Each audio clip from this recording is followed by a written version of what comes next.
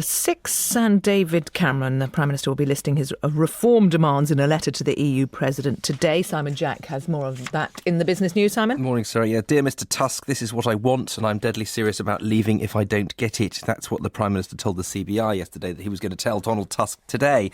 Four main areas: retain access to the single market, opt out of closer union, be more competitive, very broad one that, and restrict benefits to migrants. What does this mean for business, and can he do it? Stuart Thompson is public affairs consultant with the law firm Bircham Dyson Bell. Good morning. Morning. Protect access to single market. That's very important for many businesses. Treaty change, do we need one? Yes or no? It sort of depends on what Cameron and Oswald manage to get as by way of a deal.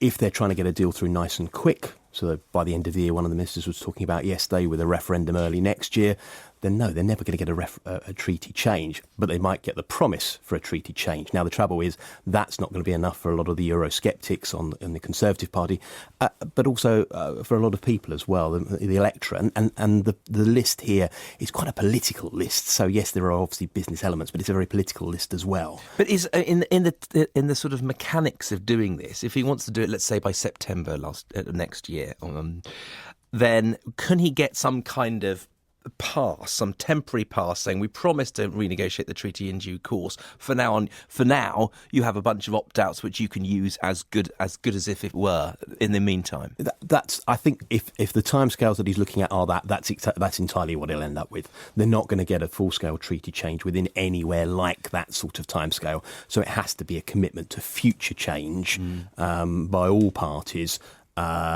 But that's not going to be enough for a lot of people. Yeah, the competitiveness stuff, there's probably quite broad support for that. I mean, you've got the spectrum of support anyway, probably France on one side and other people on the other. Absolutely. And I think that's the one that is really aimed at binding the member states together. So there's enough in that the French and the Germans and the Poles and others can all come together and say, yes, I mean, of course we want a more competitive Europe. You know, this is, one of the world's largest trading blocs. We're all having economic difficulties. We're all recovering from that, the crash. How can we do that? So you're not going to get any arguments about that. It then becomes down to the detail. OK, and the big one, of course, restricted benefits to migrants. I mean, that's going to be tough to get some countries like Poland, Hungary, etc. to approve. Yes, and I think that's the really political one. That's the one that the Cameron has to do. It was in the the manifesto at the election as well. And any of these 4 points, really, if you've been paying attention over the last couple of years, nobody will be surprised at what's in that.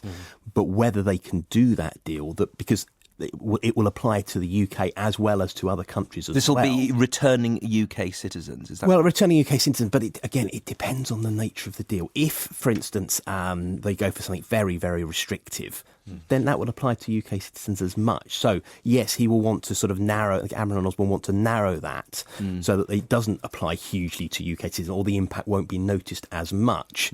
But the broader he goes, the more impact that will be, which will be difficult politically. So just to recap, the retaining access to single market, probably the big one for business, the last one, the big political one. I would think so, yes. All right, Stuart Thompson, public affairs consultant from Bircham Dyson Bell. Thank you very much indeed. Calls for improved security